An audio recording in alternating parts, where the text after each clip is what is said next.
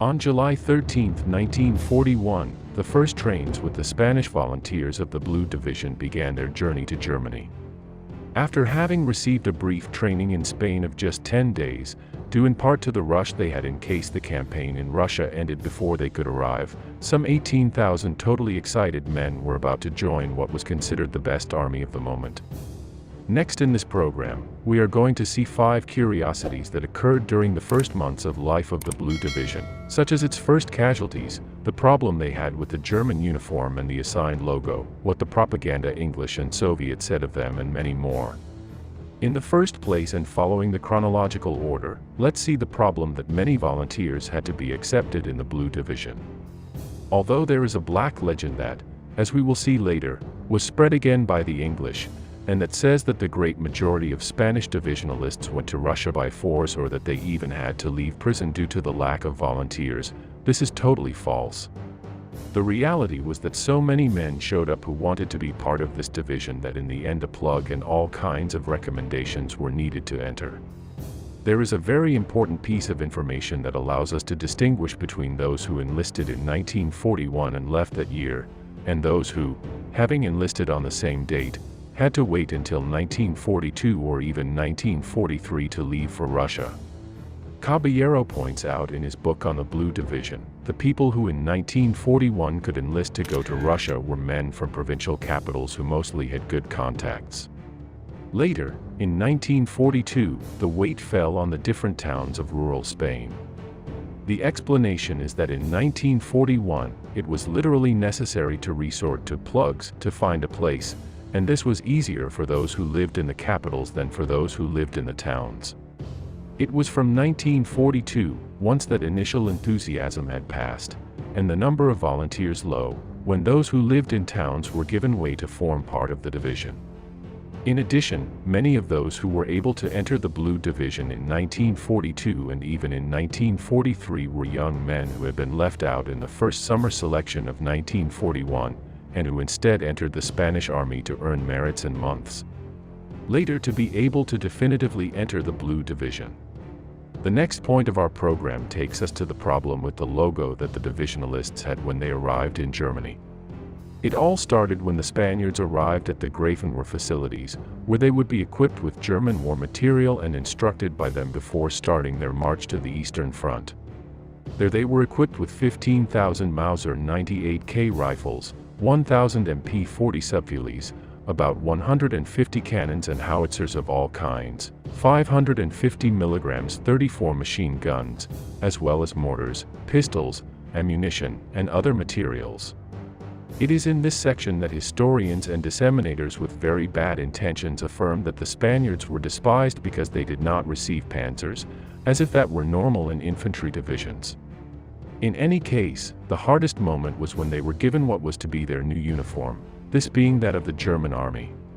So they had to get rid of the Spanish with the pain that this caused them. The only thing that comforted them was knowing that they would soon be given patches with the Spanish flag so that they could distinguish themselves from the rest. However, when these were delivered there was a moment of great tension. The shield given by the Germans only used the colors of the Spanish flag, without any reference to the phalange, whose symbol was red and black with the yoke and arrows. The most radical phalangists were convinced that it was a maneuver by the Spanish General Varela, who wanted to reduce the weight of the Spanish phalanx within the Blue Division. The reality was that nobody from Spain had anything to do with these patches, since the choice and manufacture of the model had been a completely German decision.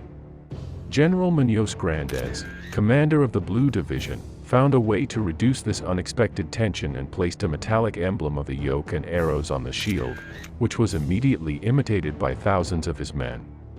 This action was totally disconcerting for German ordnance officers, who did not conceive the use of non-regulated emblems on the uniforms of their army. Next, let's see how the first casualties of the Blue Division occurred, which to the surprise of many was before reaching the combat zone inside the Soviet Union. It was specifically on August 28, shortly after the Spanish volunteers left the city of Grando on foot, when these first 4 fatalities occurred. To do this, we are going to read the notes of the volunteer Avelino de la Uzi, who was present at said event. The battalion leaves for Skittle, 30 kilometers from Grodno. At km 16, walking along the highway that goes to Minsk, we turn off the road for ranch time and 3 line up to pick up food. It's not that I was less of a eater, but I learned that the last ones were given more, and thinking about this I stayed for the last ones. That saved me, by exploding, when the first on the right stepped on a tank mine, which mowed down more than 10 rows of my comrades. That was horrible, seeing the men on the ground with screams, and destroyed more than half. There were 41 casualties, of which 4 were killed and 37 wounded. I crouched down in case there were more mines, but immediately we started helping the wounded, and we all went white from seeing such calamity. Those were the first Spanish victims to die in combat action, although it could be more of an accident than a direct attack, as it would have occurred in October. It is not known exactly who had placed that mine there, but it is most likely that it was Polish communist partisans. Point number 4 of this program on Curiosities alludes to the large number of horses that the Blue Division received, which completely overwhelmed the Spanish. As we have said before, the Blue Division was endowed with numerous material when it was in the Grafenwehr barracks in Germany. From there they would have to transport their material themselves during the hundreds of kilometers that separated them from the front. For this, the Blue Division received a total of 6,000 horses. To give us an idea, the 19 divisions of the Spanish army that were in Spain on that date, the total number of horses and mules they had was about 10,000 among the 19 divisions. This made, as usual, that the veterinary teams of the Blue Division were completely overwhelmed, and unfortunately many of these horses died because they did not receive adequate care. In addition, there are 2 other elements that must be highlighted with respect to this topic. The first is that, as we have said before, most of these divisionaries were men who had been born in big cities and had not had as much dealings with horses as other people from the rural world. On the other hand, a large percentage of the horses delivered to the Blue Division came from Serbia, and the Germans had not had enough time to train and tame them correctly, so dealing with them was going to be more difficult than usual. Even today there are those who claim that the Spanish were discriminated against and forced to walk hundreds of kilometers due to German contempt. However, what they do not say is that in the same way as the Spanish, there were other German divisions that went before or behind the Blue Division and also marched on foot. Due to the precarious Soviet railway system, train transport was reserved for the shipment of ammunition and materials to the divisions that were fighting in the front line, while the reinforcement divisions had to arrive on foot. We have left the last point of the program precisely to talk about the propaganda war that was against the Blue Division, precisely by the British and the Soviets, from which some people with bad intentions still feed. Through a radio station that broadcast in Spanish called Pyrenean Station, British intelligence broadcast the following to damage morale in Spain. The sending of the volunteer division to Germany is considered a farce. Several hundred volunteers have already returned to Spain. The division's food supply is insufficient, so they have had to request food supplies from Spain.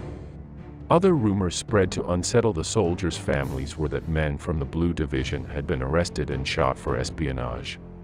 They also said that the Blue Division was in combat in front of St. Petersburg in a very dangerous place and that it had suffered immense losses, and that 600 Spaniards had also died on other fronts such as that of Kiev. The Russians, for their part, created different articles in which they wanted to completely discredit the Spanish divisionalists in the face of Russian and world public opinion. In this case, it was alluded to that a couple of deserters from the Blue Division had been captured, and that they had claimed that it was a completely mercenary unit whose members mercilessly looted the population of the fringe of the front line, and that they behaved like thugs, thieves, and rapists. Officers were said to brutalize soldiers who only thought of deserting.